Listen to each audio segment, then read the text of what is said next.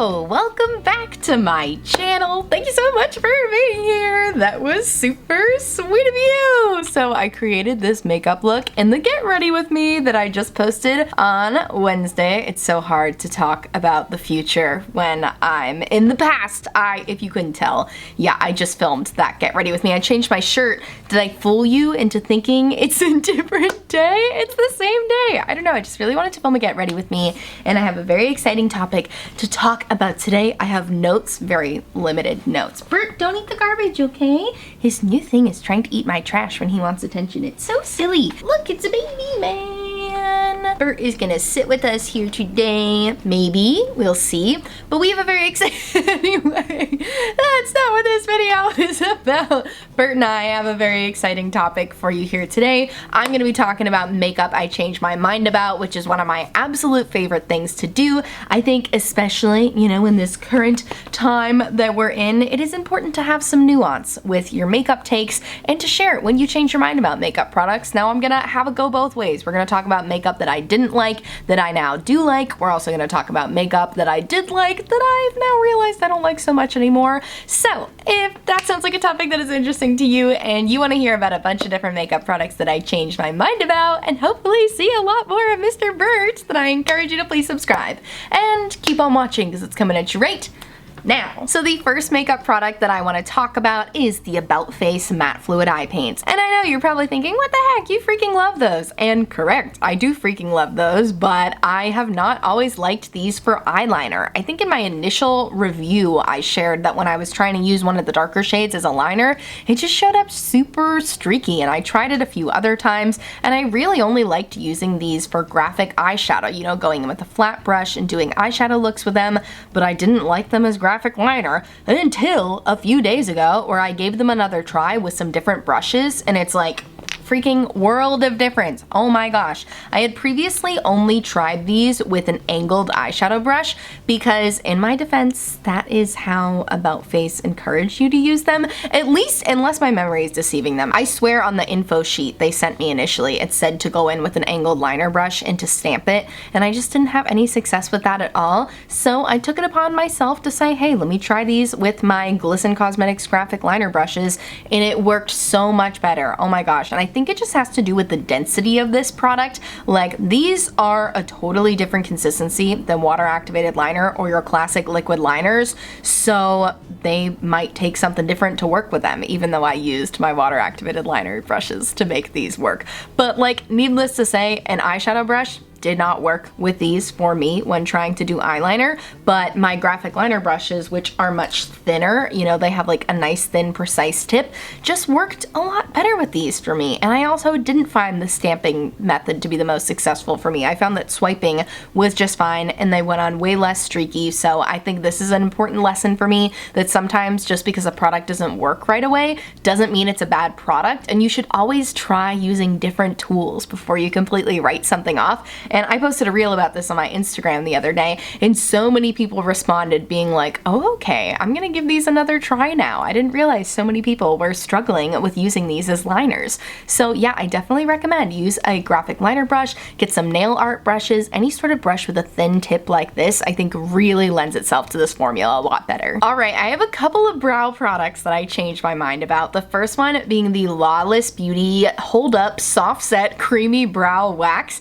I think I tested this for the first time on an Instagram live and I did not like it at all, just because, and don't get me wrong, I've changed my mind about it, I like it more now, but there's still some things I don't think are great about it. Like, it takes out a lot of product, so you really have to wipe it on the edges a lot, but once you wipe off the excess, it is so beautiful. Oh my gosh. And I like this for days where I don't feel like going in with a brow pencil and I want more of a soft brow look. Like, I posted this to my Instagram last Sunday because I was wearing this brow wax and it looked so beautiful. I think this is gonna be my go-to for like my no makeup days. I don't even want to call them no makeup days. I call them like low makeup days, like days where I want to put a little makeup on. Like this day in particular, I needed to put some makeup on for myself because I had had the stomach bug the night before and my face was like all red and blotchy, so I was like, let me put some tinted moisturizer on, let me give the brows a little life, let me put a little life back into the cheeks,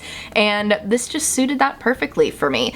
And I think a lot of times I get in my own way where if a makeup product doesn't perform how I expect it to perform when I'm going full glam, I just write it off completely. Whereas I think it's equally important to have products for your low makeup or your no makeup days that you like too. And for me, that's what this guy is gonna be for me. You know, I'll have to try it with one of my glam days too. I'm wearing sparkles in my eyebrows today, so I can't test it today.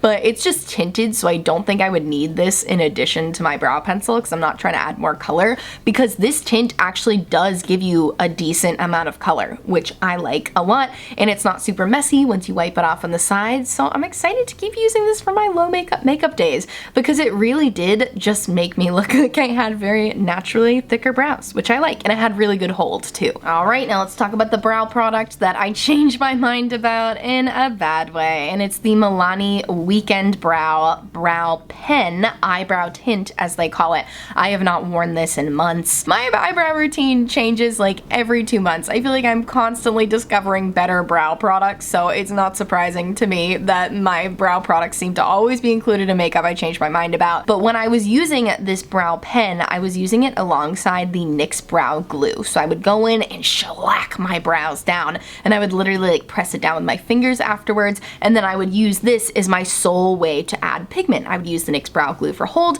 I would use the Milani Weekend Brow Pen for my pigment, and I really liked it at first because you can draw little hair-like strokes with it, but just because it can draw hair-like strokes doesn't mean that they are going to look like my hairs, because I was looking back at some pictures of myself and I just really don't like the way my brows look, which, you know what? I think that that is a good thing to have pictures of yourself where you're like, oh my gosh, what was I thinking? Because it shows that you're trying new things. Yeah, I look back at pictures of my brows from like 6 months ago and it's a little bit of a jump scare for me, but I'm sure I'll feel the way 6 months from now. Like, it's fun to keep experimenting with your looks and changing things up, but I just feel like looking at photos of myself wearing this brow pen, one, I don't think it's the perfect color for me, and I believe this is the darkest shade. I mean, maybe they have a black shade. I have 140 espresso. Just pulls a little bit too warm. You know, I have really dark brown hair, but it's got more of a cool undertone to it, so this shade just isn't really perfect for me. It doesn't look super natural. I feel like the tint is too dark.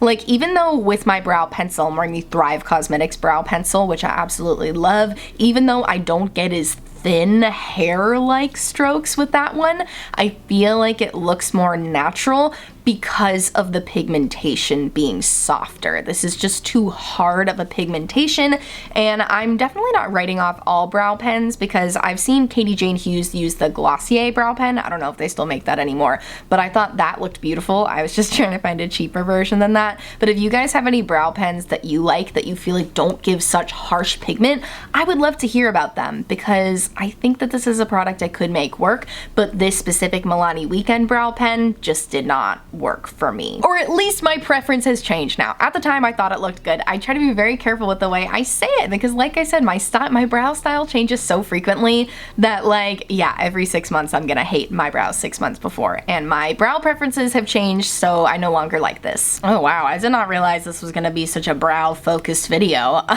So I have some more brow products to talk about that I don't like anymore. Tell me why I held on to these empty containers for so long. I have no idea. This is the Makeup Revolution Soap Brow Kit. I used to freaking swear by this guy, dude. I started using it in like the fall of 2021, and I used it for like literally until I ran out of it, and I absolutely loved it.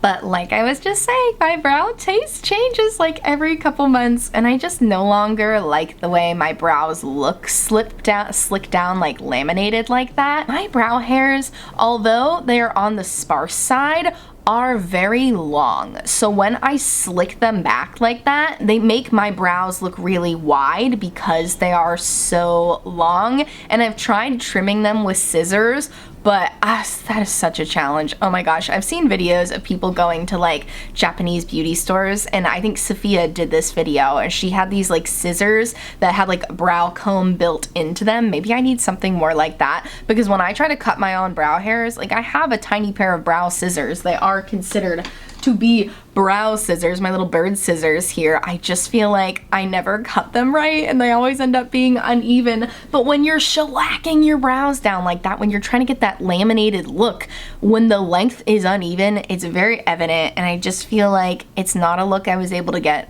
to work for me super well. It's also a lot of hassle because when you wear the soap brows, I felt like I always had to do my brows first, which I normally do, but then I have to like go in with a wet Q-tip to wipe away the excess soap, because if I don't, then my foundation like applies weird around it, and I just felt like I was getting like some breakouts around here too. I feel like from the soap maybe not being like the freshest, and it was just a lot of effort, to be honest. And then the other one I want to talk about is the ColourPop Clear Feather Effect Styling Wax, which is basically the same deal. I found this one a little more challenging to use than the Makeup Revolution one. I bought the Makeup Revolution one, I got the ColourPop one in PR, and honestly I was just trying to like use that before I bought another Makeup Revolution one, and then I decided I just wasn't gonna buy either of them, because also I really didn't like the brush they sent with this that you were supposed to use hand in hand, and that the spoolie they sent with it just like did not pick up the product at all. Like I had to like wet it, which I feel like you're not supposed to do with the wax. I'm kind of out of my brow wax and brow soap era right now. I might be back someday.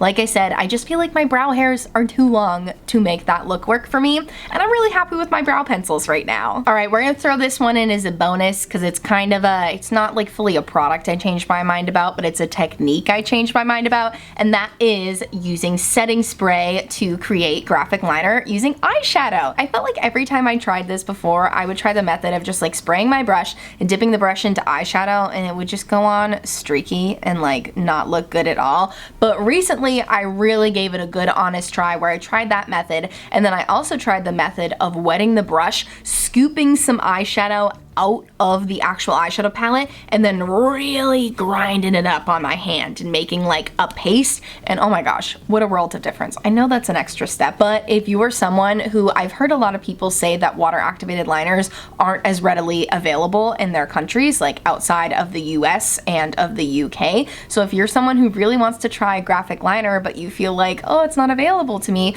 I would definitely recommend using a setting spray. I really liked using the NYX Bear With Me setting spray. It does have denatured alcohol in it, which I have heard from some people say if you have sensitive eyes, stay away from that. But if you use a more glycerin-based setting spray, then that can be better. Someone told me that the MAC Fix Plus is a non-alcohol setting spray, but whatever setting spray you have that feels safe for your eyes, you can mix together with colorful eyeshadows to make your own graphic liners, and it's so great. Like I said, just scoop a little bit of eyeshadow out and really mix it around on the back of your hand, and it creates a really nice opaque liner. All right, you guys, and with that, we've reached the end of the video. It was a short and sweet one today, but I just really love updating you on makeup products that I've been trying, because like I mentioned in my last Get Ready With Me, I'm trying to really lean into this nuance thing. We can't just keep being like, wow, this is the best product, you have to go get it right now, or whoa, this is the worst product, you should never get it ever. And I think it's important to keep coming back and acknowledging that your taste can change in makeup, your preferences can change, styles can change, your feelings about the way products look can change, and I just think it's important to keep you updated with that and to keep on giving you my 10th impressions on products. So I thank you so much for watching. If you like this video, do me a favor, give it a big thumbs up. I post new videos twice a week. Go check out that Get Ready With Me I posted earlier this week. If you like this makeup look today, check out my description box for all of the details of all the products on my face today. Also in my description box, I will have my social justice links, so please check those out if you haven't yet. And thank you so much for watching, and I'll see you in my next video. Bye! I'm dancing. Bye!